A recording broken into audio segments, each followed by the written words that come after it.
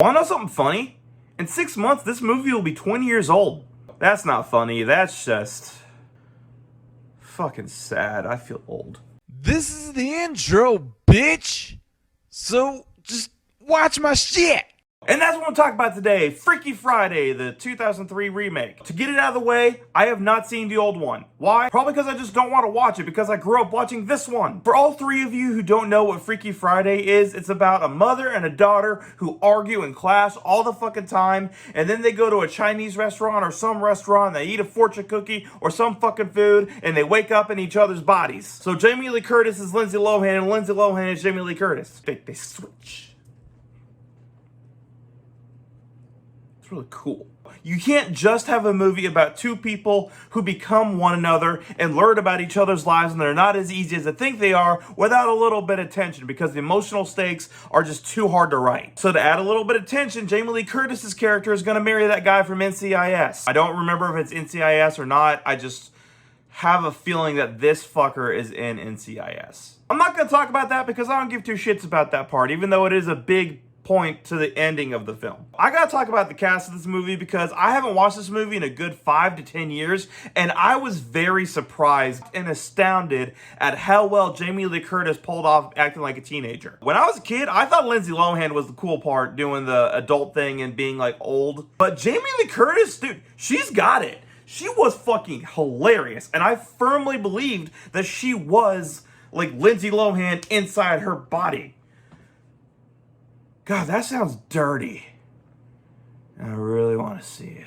So at the beginning of this film, Lindsay Lohan and Jamie Lee Curtis are always fighting. They're upset. They're angry with each other. Lindsay Lohan's like, "You're ruining my life." And Jamie Lee Curtis is this rich, ritzy therapist who has this most overbearing and needy patient named Evan. And dude, whoever played this guy, I've seen him before. He is fucking hilarious. I cracked up seeing him all the time. He was great. And then she has to go home to her out-of-control fucking daughter. On the daughter's side, but being in high school is not that difficult. Lindsay Lohan in this movie, she has friends.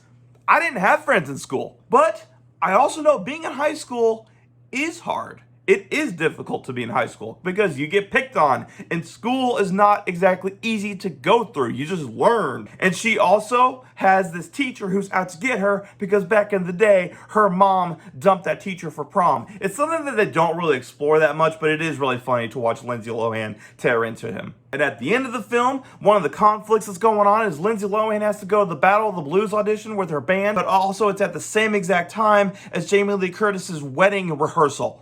It's the rehearsal fucking dinner. I think you can skip it and be like, "Hey, I need you to be here at this time, and you're gonna stand here, and you're gonna smile and look all cute and sexy because you're a 19-year-old Lindsay Lohan." So eventually they do get to the Battle of the Blues, Battle of the Bands, whatever the fuck it was, concert, and they do perform their song. Now, I'm gonna go out and say it right now, that song is very underrated. I like the song. At some point in the song, Lindsay Lohan's character has to perform a guitar solo. Jamie Lee Curtis inside Lindsay Lohan's body does not know how to play the guitar. So what happens? Lindsay Lohan inside Jamie Lee Curtis's body stands behind the camera and shreds that fucking guitar, while Jamie Lee Curtis inside Lindsay Lohan's body mimics it on stage and plays like Keith Richards.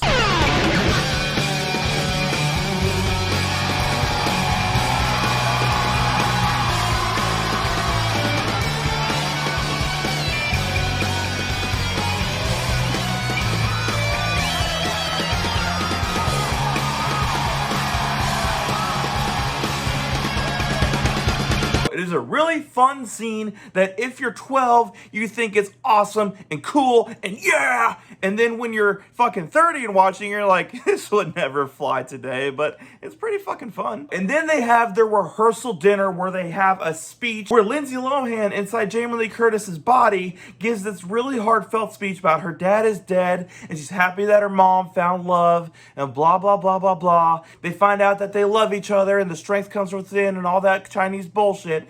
And then this whole like fake earthquake thing happens, and the time ticks, goes tick tock, tick tock, and the camera pans over, and it looks really cool. And then Lindsay Lohan inside Lindsay Lohan's body continues the speech that she started as Lindsay Lohan inside Jamie Lee Curtis's body. And it's a really sweet and touching scene that's really sappy, and people like me like it because I'm sappy and mushy like that. And then like every 2003 to 2006 film, it ends with a cool rock song. It is Lindsay Lohan's ultimate. And when I was 10 years old when I saw this movie, there is one scene where the hot emo chick is playing guitar and her bra strap falls down, and I thought that was sexy, and that was fapping material when I was a kid. Mom and Dad, now you know. Is this a great movie? No. Is it a bad movie? No. It's just alright. And with it being alright, I will say that Freaky Friday, the 2003 remake, is good enough. Yeah, I mean, I guess it was good.